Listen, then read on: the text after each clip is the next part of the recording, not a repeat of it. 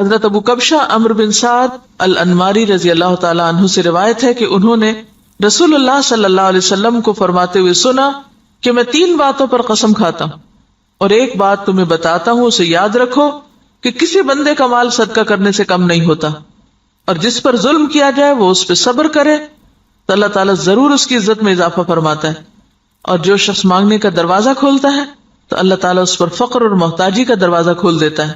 اور ایک بات میں تمہیں بتاتا ہوں، پس اسے یاد رکھو، دنیا میں 4 قسم کے لوگ ہیں۔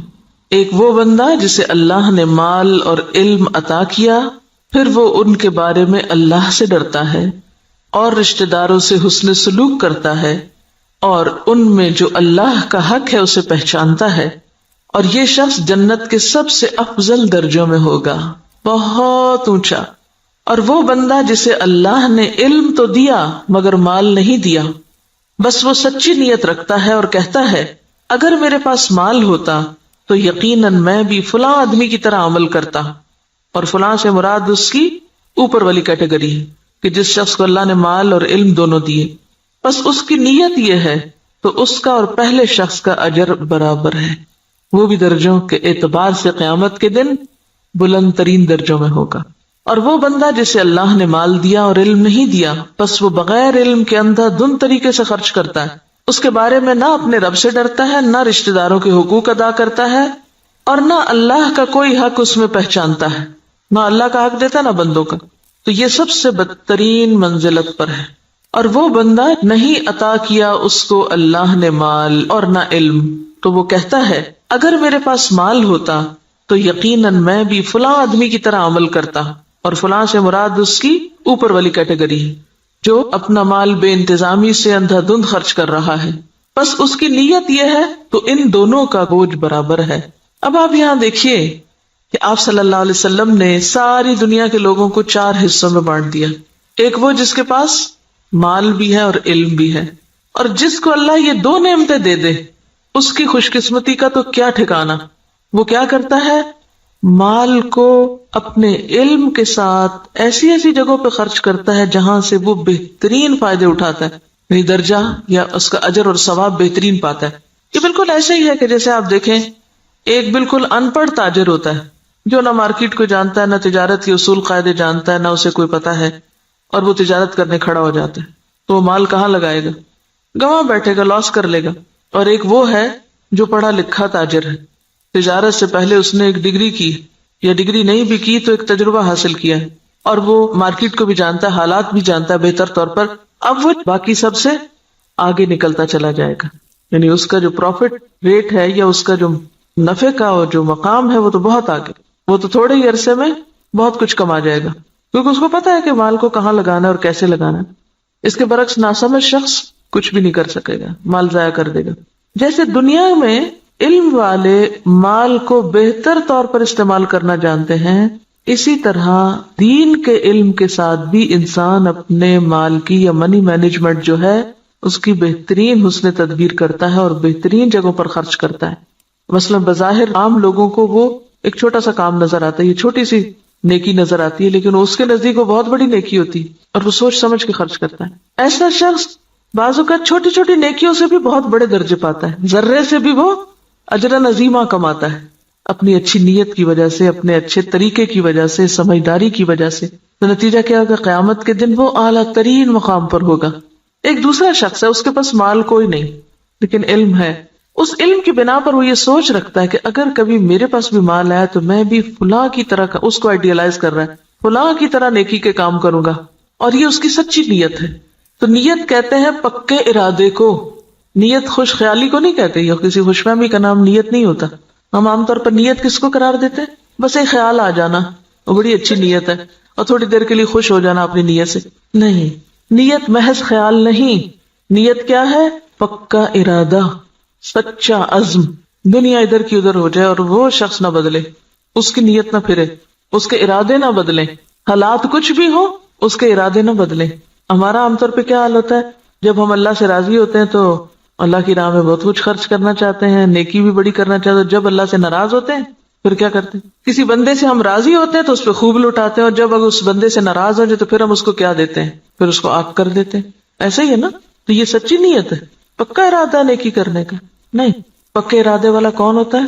جو کسی کی تعریف، تنقید، حالات کے اچھے یا برے ہونے سے کوئی اثر قبول نہ کرے. جو اس نے نیکی کا ارادہ کیا تھا، ٹھانا تھا، وہ اس پہ جمع رہے کہ میں کسی کی باتوں میں آ کر اپنا کام چھوڑ دوں، کسی کے بہلانے سے، کسی اور دنیا کے حقیر فائدے کی خاطر میں اپنے مشن کو قربان کر دوں. نہیں، وہ احمق و بے وقوف شخص نہیں ہے کہ ایک ہوا کے جھونکے سے ادھر کو اڑ جائے اور دوسرا آیا تو ادھر اڑ جائے. وہ جم کے رہتا ہے اپنے مشن میں، اپنے سوچ میں، اپنے نیکی کا جو ارادہ اس نے کیا اس کو کوئی چیز متزلزل نہیں کرتی. ہمارا حال دیکھیں نا، ہم کئی دفعہ مال خرچ کرنے کا سوچتے ہیں، پھر تھوڑی دیر بعد شیطان آ جاتا ہے اور وہ کیا کرتا ہے؟ نیت خراب کر دیتا. ہوتا ہے نا ایسے کہ نہیں ہوتا کبھی آپ کے ساتھ؟ یہ سچی نیت کوئی نہیں ہوتی. سچی نیت تو وہ ہوتی ہے کہ بس آپ نے کر لی اور اب دنیا ادھر کی ادھر ہو جائے اور آپ نے کرنا ہی کرنا ہے. ایسی نیت اگر کسی کی ہے اور مال نہیں بھی تو اللہ تو نیتوں کو جانتا ہے نا. ہم عام طور پہ کب کہتے ہیں اللہ نیت جانتا ہے میری؟ صرف خود کو کور کرنے کے لیے. ایسے شخص کو اللہ تعالیٰ بغیر کچھ کیے بھی وہی درجہ دے گا جو ایک کرنے والا کر کے لے رہا ہے. محض نیت کی سچائی کی وجہ سے، ارادے کی پختگی کی وجہ سے، خیر پر استقامت کی وجہ سے. تو یہ چیز دین میں بہت ضروری ہے. تیسرا وہ شخص ہے کہ جس کے پاس مال ہے، علم کوئی نہیں. اب یہ الٹ گیا قصہ. پہلے کے پاس علم تھا، مال کوئی نہیں تھا. اب اس کے پاس مال ہے، علم کوئی نہیں. اب وہ کیا ہے؟ بس جدھر اس کی خواہش نفس کہتی ہے، جدھر لوگ کہتے ہیں، جدھر اور لوگ جو کچھ کر رہے ہیں وہ بھی اندھا دھند وہی مال خرچ کرنا شروع کر دیتا ہے، دکھاوے میں، ریاکاری میں اور دنیاوی شہرت کے لیے. اب ظاہر پوچھ ہوگی. آپ کو پتا ہے کہ ابن آدم کے قدم ٹلیں گے نہیں قیامت کے دن جب تک کہ وہ 5 باتوں کے جواب نہ دیتے. اور اس میں سے ایک سوال کیا ہوگا؟ مال کہاں سے کمایا اور کہاں خرچ کیا. یہ پوچھا جائے گا. ایسا نہیں ہے کہ بس آپ چھوڑ دیے جائیں گے کہ اللہ میرا مال تھا، میری مرضی. یہ بات نہیں ہے. مال اللہ کی دی ہوئی ایک امانت ہے آپ کے پاس، اس کو اللہ کی مرضی کے مطابق ہی خرچ کرنا ہے. یہ نہیں کہ اگر آپ کو مال مل گیا تو اختیار بھی مل گیا. منمانی کرنے کا اختیار تو نہیں مل جاتا مال ملنے سے.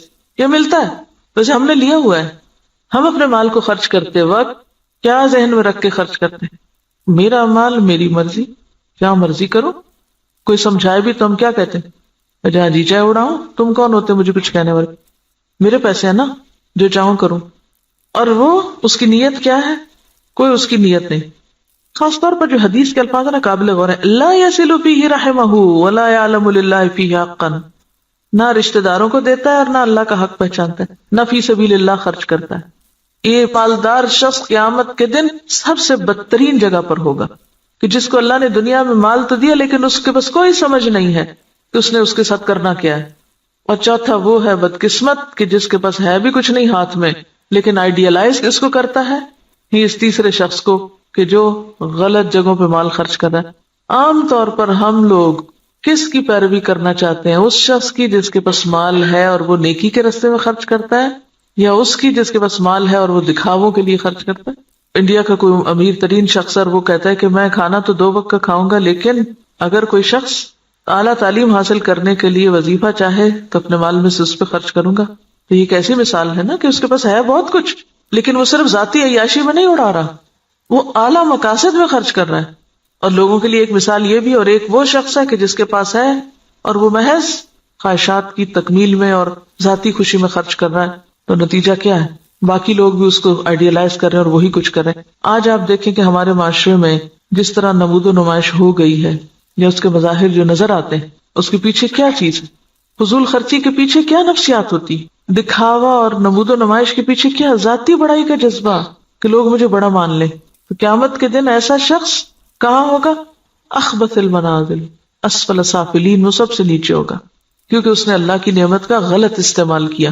تو ہم سب کے لیے کیا ضروری ہے کہ ہم اپنے اپنے طریقوں کا جائزہ لیں. کوئی پیسہ خرچ کرنے سے پہلے ذرا رک جائیں اور سوچیں کہاں دے رہے ہیں، کس کو دے رہے ہیں، کیوں دے رہے ہیں، کیا مقصد ہے، کیا نیت ہے، کیا ارادہ ہے. اور اگر مقاصد چھوٹے چھوٹے ہیں، صرف دنیا سامنے ہے تو چھوٹا دل ہے اور چھوٹی جزا ہے. اور اگر دل بڑا ہے، مقاصد بڑے ہیں تو ذات سے بھی کاٹ لیں گے، اپنے آرام سے بھی کاٹ لیں گے اور بڑی جگہ پر انویسٹ کریں گے. صرف زبان کے ذائقے پر ہی خرچ کرتے چلے جانا، صرف دل کے سکون میں لباس پر ہی خرچ کرتے چلے جانا، صرف اپنی ذات ہی کو یا اپنے ہی آرام کو دیکھتے چلے جانا اور دین کے اور اعلیٰ ترین مقاصد کو بھول جانا، تو دنیا میں بھی مسلمانوں کو کس سے دوچار کر رہا ہے. اب دیکھیے، ہم نے بہت اس پر پہلے بھی بات کی تھی کہ ترقی یافتہ قومیں، آپ کو پتا 40% تک ٹیکس ہوتا ہے ان کا، 40 بازوں کا 60% بھی ٹیکس ہوتا ہے، کہ آپ نے 100 روپے کمایا 60 روپے دے دیجئے گورنمنٹ کو، وہ آپ کے لیے سڑکیں بنائے، اسپتال بنائے، ریسرچ سینٹر قائم کرے تاکہ قوم ترقی کرے۔ ہمارا کیا حال ہوتا ہے کہ ہم جتنا بھی کمائیں وہ سارے کا سارا پلٹ کر اپنی جیب میں ڈالیں، گھر ہمارا محل ہو، سڑک اور گلی چاہے ہماری ٹوٹی پھوٹی ہو۔ اسی وجہ سے ہم اس حال میں ہیں کہ ہم بڑے مقاصد میں خرچ نہیں کر سکتے، اپنی ذات کے لیے اور اپنے ہی لیے، اور پھر اپنے اوپر خرچ کرنے کے لیے ایسے ایسے طریقے اختیار کرتے ہیں کہ جس سے اجتماعی فائدہ پیچھے چلا جاتا ہے۔ اب دیکھیے کہ ایک قطرہ جب دریا میں ملتا ہے تو کیا ہو جاتا ہے، وہ کیا کہلاتا ہے، دریا کہلاتا ہے، اور جب وہ صرف قطرہ رہتا ہے تو وہ اپنی انفرادیت بھی کھو دیتا ہے، اپنی آئیڈینٹی بھی ختم کر دیتا ہے۔ اگر ہم صرف اپنی ذات کو نمایاں کرتے رہے تو ختم ہو کے رہ جائیں گے، اور اگر ہم نے یہ سب کچھ اچھے مقاصد کے لیے اپنے آپ کو بھی اور اپنے مال اور اپنے اوقات کو بھی لگایا تو پھر اعلیٰ ترین منازل پا سکتے ہیں۔ یہاں جو بات یاد رکھنے کی ہے، بظاہر تو حدیث بالکل واضح ہے، مطلب صاف ہے، سمجھ میں آنے والا ہے، لیکن عملی طور پہ کیا کرنا ہے؟ ہر شخص اپنے اوپر کچھ نہ کچھ صدقہ لازم کرے، کچھ نہ کچھ کسی کو ضرور دیں، چھوٹا ہو یا بڑا، اور دے کے تجربہ کریں کہ یہ بات کس قدر سچی ہے۔ آپ دے کمی نہیں ہوگی، اس سے زیادہ آئے گا۔ نمبر 2، سوچیں کس نے آپ پر کوئی ظلم یا زیادتی کی، نہیں یاد آ رہا تو ذرا غور سے یہ ذرا ذہن پہ زور ڈالیں، میرا نہیں خیال زور ڈالنے کی ضرورت، ایسی باتیں تو ہمیں ہر وقت یاد رہتی ہیں۔ کس نے میرے ساتھ کیا زیادتی کی ہوئی، سوچیں کس نے میرے ساتھ کیا ظلم کیا اور میں نے اب تک اس کو معاف نہیں کیا، ان سب کو آج معاف کر دیں، اور اپنے دل سے ان ظلم و زیادتی کے باتوں کو نکال کے دروازہ بند کر دیں، صاف کر دیں، صفائی کر دیں دل کی۔ معاف کرنے کا سب سے بڑا فائدہ صرف انسان کو خود ہوتا ہے، اپنا دل اطمینان میں آ جائے گا، اچھا کوئی بات نہیں، وہ بھی انسان ہے نا، پتہ نہیں اس کی کیا کیا مجبوریاں، اس کو کیا کیا کمی ہے، اس پہ کیا ظلم و زیادتی زندگی میں ہوئی، اس کو کیا کیا محرومی ہوئی، اس کو معلوم نہیں کیسا ماحول ملا، تو اس کو معاف کر دیں۔ اس کا کہاں سے پتا چلے گا کہ آپ نے معاف کیا؟ آج کے بعد ان باتوں کو زبان پہ نہیں لانا، چھیڑنا نہیں، ذکر نہیں کرنا، ورنہ ہوتا کیا ہے، جب کوئی آپ کو مزید پھر دوبارہ زیادتی کرتا ہے تو آپ جس چیز کو معاف کر چکے تھے اس کو بھی ساتھ جمع کر لیتے ہیں، اگلی زیادتی تو اگلی ہے، پچھلی بھی ساری لے آتے ہیں واپس۔ کڑوی باتیں نہیں دہرانی، منہ کڑوا ہو جاتا ہے۔ صبر، برداشت، پی جائیں۔ یہ صرف آپ کی سوچ کی بات ہے، آپ سوچیں کہ میں نے کر دی، اور آپ دیکھیں کہ اللہ آپ کی مدد کرے گا اور ہو جائے گا، کیونکہ میں نے بارہا اس کا تجربہ کیا ہے، بارہا، اور اتنا فائدہ ہوا ہے، میں تو یہ کہتی اللہ میرے حافظے سے بھی نکال دے، میرے پاس وقت نہیں ہے ان باتوں کو یاد کرنے کا۔ اور جو زیادتی کرے اس کے ساتھ احسان، وہ بے رخی کرے، آپ اس کے پاس چلے جائیں۔ ہے مشکل، لیکن نبی صلی اللہ علیہ وسلم نے قسم کھا کے یہ بات فرمائی ہے، اگر آپ کو واقعی آپ کی قسم پر اعتبار ہے، آپ یہ سوچئے مجھے اپنے پیغمبر کی قسم کا اعتبار ہے، اللہ میری عزت میں ضرور اضافہ کرے گا اگر میں دوسرے کو معاف کر دوں گا۔ اور یہاں صرف معاف نہیں کرنے کی بات بلکہ صبر علیہا، کیونکہ جب تک صبر نہ ہو، برداشت نہ ہو، معاف نہیں ہو سکتا۔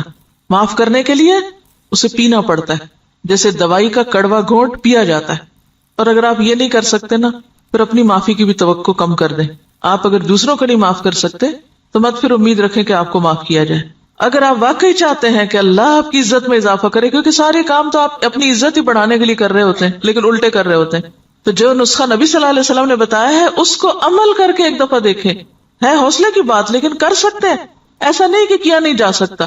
اگر آپ اپنی جان کے دشمنوں کو معاف کر سکتے ہیں، حمزہ کے قاتل وحشی کو معاف کر سکتے ہیں، ابو سفیان کی بیوی کو معاف کر سکتے ہیں، ہند کو معاف کر سکتے ہیں، کوئی بدلہ نہیں لیتے، کوئی انتقام نہیں لیتے، کوئی جرمانہ نہیں لیتے، تو وہی لوگ تو پھر آگے جا کے دین کی خدمت اور دین کی عزت کا ذریعہ بنتے ہیں۔ یہ عمل کا وقت ہے۔ اور تیسری چیز، لوگوں سے توقع ہٹا دیں، لوگوں کے سامنے ہاتھ نہ پھیلائیں، لوگوں کا بھروسہ چھوڑ کے اللہ پہ بھروسہ کریں، اللہ کی طرف توجہ کریں، کیونکہ جب انسان لوگوں کے سامنے ہاتھ پھیلانے لگتا ہے، لوگوں پہ توقع رکھنے لگتا ہے، تو نتیجہ کیا نکلتا ہے؟ صرف مایوسی ہوتی، صرف حسرتیں ہی جنم لیتی، لوگوں سے استغنا برتے ہیں۔ کسی شخص کے بارے میں اگر آپ کا علم یقین کی حد تک بھی ہونا کہ یہ شخص میرے لیے برا سوچتا ہے، آپ اچھا سلوک شروع کر دیں، آپ کا حسن اخلاق اس کا ذہن آپ کے بارے میں ضرور بدلے گا۔